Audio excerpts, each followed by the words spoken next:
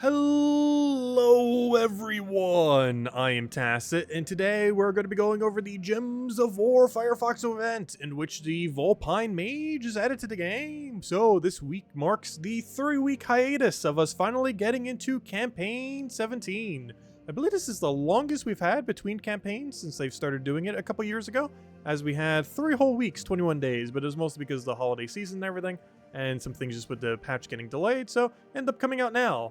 The main gimmick that ends up coming with this are blue and yellow lightning gems. Blue lightning gems will destroy everything in their row, and yellow lightning gems will destroy everything in their column. Currently, there's nothing that can consistently create them, but they will fall from the sky over the course of the next 10 weeks. So we have that. It's overall pretty balanced mechanic. Nothing really too unique with it. Obviously, it's a mechanic that's been out for forever, or, as far as destroy row, destroy column. But having it onto a gem, I guess we kind of almost like dragon gems in a sense. Not exactly the same, but pretty similar. But yeah, they have some use cases. It really just depends what they're on, obviously. If something could create like 12 of them while, still having a good chance of extra turning and everything, like that's going to be a lot of mana. But, if the average unit's only creating like 5, 6, 7, it's not going to go that far. So once again, as with most of these heroic gems, it really just comes down to what ends up getting it, what can they end up doing with it, and what ultimately it gets used for. Because it doesn't matter if the gem is good if nothing has a good way of applying it, and it doesn't matter if the gem is bad, and, well, if the gem's bad, then it just won't matter. But anyways, it's a pretty mid one that will be determined mostly by what troops it's on. Anyways, let's start getting into all the things. So, of course, we have ourselves 2 new troops. One is through the raid event, one is available for glory. As far as the one available for glory, you can stock up on yellow, purple arcanes if you need it. As a choice option between 2 different things, you can either create 9 green gems or destroy 9 green gems. This falls into a very weird in-between where it's pretty much never going to be used. There's something distinctly missing from its colors. That is, it does not use green. It is a yellow-purple troop, and because of this, especially because we have things like Todd from the Kingdom, that is infinite loop green into itself, I really don't see a reason why you would need to create 9 green with no follow-up, when you can create like 15 green with infinite damage. So, yeah, this thing is pretty much pointless. Especially due to it not using green. I could see it maybe being like a good early game green option if it was like green yellow, green purple, but it's not, so I don't see any use case for this ever. It'll just sit there collecting dust. Actually, there is one use case. Vulpine can now reach 12 stars. The most noteworthy thing about this, because you might be missing some of the troops, most notably Stellarix, or even the Mythic from here. However, even if you are missing them, one thing that you can actually do is 10 star. 10 star gives you a bonus stat. And with that bonus stat, you will end up getting a extra HP, I believe it is. Yes, a permanent extra HP. So that is achievable, and you don't need any mythics from the kingdom in order to do it, I don't believe. You should be able to do it even if you don't have the Fennec, as well as if you don't have Stellarix. You should still be able to get power level 10, assuming you have every possible other thing, which does require you to have 1 to 2 tarot cards. After we're talking about it, as far as the event key drop table, it is Vulpine this week. And as far as things that are and are not in drop table, if we go to Vulpine Show All, we can see all of them here. There are 6 things that are not in drop table. These include, obviously, Stellarix itself. This is the most recent thing added to the kingdom, well, other than everything added today. But this is, of course, from the Celestial Dragon Eggs. You need to go get 1 of each of those 6 colored dragons. Then after you get each of those dragons, you need to craft 3 weapons. And after you use those 3 weapons, you can craft Stellarix. That's the only way you can get it. It cannot be obtained in the event key drop table. The other things that are not in drop table, the 4 faction troops from Court of Foxes. Those are only from Court of Foxes. You throw Chaos Shards there and end up getting it. And the other one that's not there is the Wheel of Fortune, which is in the Vault Key drop table at this point. So if you want to use Vault Keys from the Vault Weekend this weekend, or the Vault Weekend a couple weeks from now, or any past Vault Weekend, or anything else that you have Vaults for, you can go spend those. And that will be required if you are missing the 2 Mythics, as you will need that to push it over to the 10-star route. Aside from that, I'm pretty sure it is pretty much pointless to open event keys this week. There's just not really anything worth going for. Most of the... actually, I guess there is one thing. If you don't own a couple copies of Todd or want to go get a maxed, I guess you would throw event keys until you do that. But beyond that, you shouldn't really be throwing any unless you just really want this mythic right here. But it is the only mythic in drop table because, of course, Stellarix is not. So pretty skippable week for event keys unless you just want to push whatever you still need for 10-star and Vulpine, or to go get Max Todd if you don't already have it. But if nothing else, extra trippy chance. Anyways, Other things that we have going on. Let's go to the guild-related event, which is the raid boss, where we can actually see 2 new other things that were added this week. So we got ourselves another Raid Slayer troop. I say another because there actually already was one. This is the second one already, which is kind of surprising given how few options there are within Vulpine that's getting 2 different raid troops already. But it deals some damage to an enemy, boosted by green allies at a 2-to-1. I mean, sorry, based on green gems on the board at a 2-to-1. And if they are a boss, it'll deal up to 5 times additional damage based on its ascension. Aside from that, it has a little bit of skull dodge as well as the standard skull damage. For the most part, nothing too special. The other one wasn't really too special either. I think it had like a poke into some mana drain or something. However, keep in mind you do have to use this team in order, or you have to use this troop in order to get double score, and also has double magic. So if you want to use it for its damage, you can end up doing it that way. But aside from that, all you really have to do is kill the raid boss. One shots with the troop more often than not. 2-shot it otherwise. And since we have access to Todd, you can literally just spam Todd until you win. Use that to mana accumulate into this to go kill out the raid boss. And then simply just keep spamming out Todd to kill out whatever's left. And of course, if you have a better damage source, you can end up running the Mythic. You can end up running Stellarix if you have Stellarix. Which oddly enough is something weird that you could do here. Stellarix is usable. You can literally just put a Stellarix on your team if you have it. Little overkill. But it is an option. We'll probably do it when we mess around with it later. But anyways, but yeah, raid should be pretty easy, mostly because of Todd. Use infinite loop, make your whole team into war gear, and you just kind of auto win from there. Though do keep in mind if you're using Stellarix, that does not count as a war gear. It does count as Vulpine, but not a war gear. Do I need this pet? No, I do not. Good. Because I was almost tempted to do it right now. No. But anyways, speaking of pets, this Tuesday, we have ourselves the faction event for the kingdom, pretty standard faction event. This Wednesday, we're getting the pet for the Vulpine one, the one for, I believe, kingdom bonus. Thursday, we're getting the Spirit Walker class event. For the most part, Spirit Walker is not used too often. It does have an interesting mana drain mechanic, I guess. But for the most part, it's not really utilized for such compared to just, you know, using a mana drain weapon or something similar. And this Friday, most notably, the biggest thing happening all week, other than the brand new campaign, we got ourselves a Vault event weekend. And with that Vault event weekend, great time to be just grinding Explore, grinding pretty much anywhere in the game, trying to go and find as many gnomes as you can, and get a bunch of loots. Throw some Paloozas down, and just get a ton of Vault keys and other resources along the way. So, of course, if you haven't already been making progress on it, definitely make sure to keep getting progress on the Mydnight Kingdom Pass. This ended up being released last week with the introduction of the Mydnight Kingdom, and is still going on. And keep in mind, this is tweaked from its old version, and this, I believe, is the only second time that this has occurred. It is now only a 2-week-long event instead of a 5-week-long one. So this is the final week already. We only have, well, you can see right there, we only have 7 days left. So make sure to be doing your 10 daily battle crashers, kill them, get your 20 crowns, make your progress here.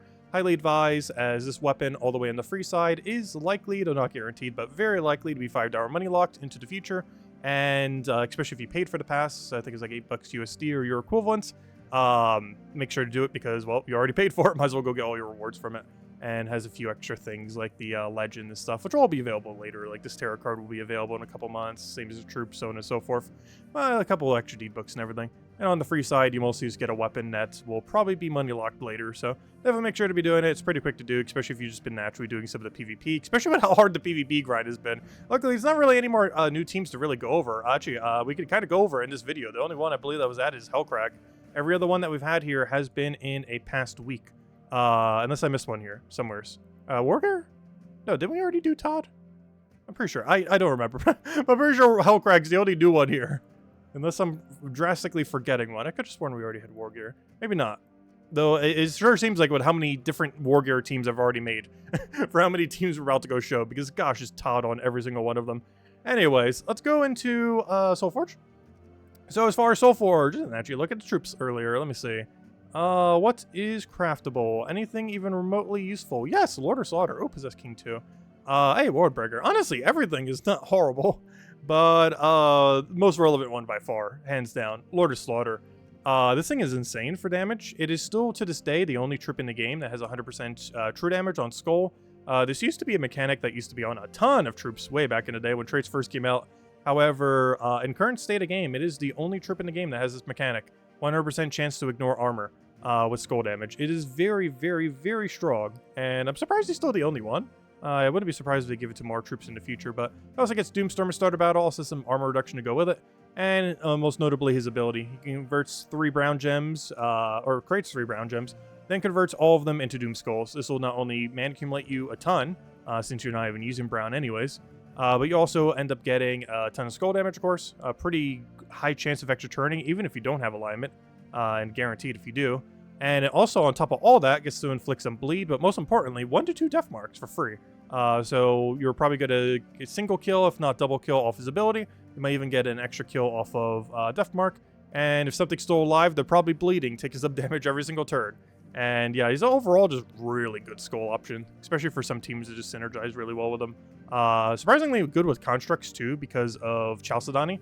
Chalcedony being a brown-yellow that creates browns based on constructs, and because this thing utilizes browns, not necessarily to gain mana, but in order to use its ability, it tends to have some pretty good synergy within constructs. Not so much within War Gear, though. Though you can technically still run it with Todd, I guess. Yeah, you can run it with Todd. It's not from same kingdom, but it's still both War Gear. So yeah, he has both route. Honestly, he could go for anything you want. So you can go pure War Gear, you can go pure Construct, you can go into a Skull Spam team. Definitely, if you go to craft something, and honestly, this is a pretty high priority list. I almost feel like this is still top 10. Not sure we put him in the last Mythic tier list video, but I would say he's actually in the lower end of the top 10 troops in the entire game. Anyways, if you're looking for other things, Possessed King still has the Explodey thing. Personally, never been a big fan of him, but he is still pretty good. And if you're really scraping at the bottom of the barrel, we have 2 different full AoE dragons. Though I do feel like in current state of the game, World Breakers use a little bit more. Also has Centaur, which oddly enough is good, not because of Centaur synergy, but because Centaurs are so bad that he's one of the only better options that Centaur has, just because of that. So not necessarily because he's good, but because Centaurs are so bad that he looks good in comparison. And Elamagurm you could probably just skip on. There's better ways to spam purple. Mostly Secra. Anyways, as far as weapons, nothing really too noteworthy, I don't believe, unless you're just looking to pick up things for the events. As far as Fox Fang, you would definitely end up getting this from the event itself. Get it from Raid, spend 210 gems. It's pretty much free this week. Definitely get it from there. I believe I showed this for quite a few of the teams, the Foxfire Tome. It's really good because it does Vulpacia bonus. Pretty noteworthy that it actually does Vulpacia specifically and not War Gear. The reason for this is you can use it with Stellaryx. And if you have a Stellaryx, definitely make sure you get Foxfire Tome if you somehow have Stellaryx but not Foxfire Tome, as this does give boost ratio onto him. Any of them that say War Gear, you're not going to get boost ratio on him because obviously he's not a War Gear, so something like this. Actually, this one is Vulpacia too, oddly enough. I think one of them was War Gear here. One of them. I'm not sure which one here. But one of them was War Gear bonus, but Foxfire Tome is pretty relevant because it's actually Vulpacia bonus. So it does count for things that normally wouldn't be able to get the bonus, like Stellaryx most notably. Anyways, aside from that, let's start getting into some teams. Actually, no, not quite yet. I think there was one other thing. Let's see. We went over the Lightning Gems. Just as reiteration, blue is horizontal, as in this way, and yellow is vertical. What was the other thing? Oh yeah, Vulpacia. I meant to do this when I clicked on it earlier, but then forgot because we were talking about Kingdom Power. But trial event. So as far as the trial, we've already had it before. The easiest way to describe what you need to do is see this troop right here. Click it until you've won. Just keep clicking it. Go for its mana immediately, and don't stop clicking it until you've won the entire fight. That is all you need to know. Just kill whatever the biggest threat seems, and probably just the greens so you don't have any way to use green on the enemy team. And then just kill everything else. It should be very, very straightforward. Just try not to die on your first slot, and have Todd just infinite out everything. As does Todd does on pretty much every team we're about to show, as he is exceedingly relevant this week, due to almost every restriction being associated to him in some way, shape, or form. So, plus I think he has bonus stats this week. Yeah, he even has 20% bonus stats this week, so even more of a reason to use him. Okay, so, remember this tome we mentioned earlier? We're going to see this quite a few times. So, for the very first team, we have our raid event team. With this, we're basically running Infinite Loop Todd into Stellaryx. Our tome will get the full value, though do keep in mind, since this is boost ratioed based on War Gear, Stellaryx does not count as a War Gear, so you will have a slightly lower gem spawn. And make sure to always use Kit and Sly, as this is required in order to get double points, and he also has double magic within raids this week. If you need something cheaper, you could just double up on the raid boss. One being the new one, which you have to use in order to get double points and double magic on it if you want, as well as the old one. We actually do already, despite how few options are in this kingdom, have 2 raid bosses, and they both cover completely different colors, so might as well use them together. This guy we're using a little bit more like a meat shield, but we're just using him. Pretty similar premise. Do keep in mind, though, he does not have the double magic gain, so it is actually hitting half as much as this will do. It's currently showing the same value right now. However, in the actual event itself, it would have double. We're using the new Explodey weapon, which is super cheap. If you spend 210 gems, you would not only have the troop that you need for it, but also this weapon. So this is a pretty standard Explodey weapon. Your whole team will obviously be Vulpacia, as your restriction is Vulpacia. I guess your hero technically could be. You could change it out for Elementalist or something else, but since we want Todd to loop, it is ideal to run it with Spirit Walker.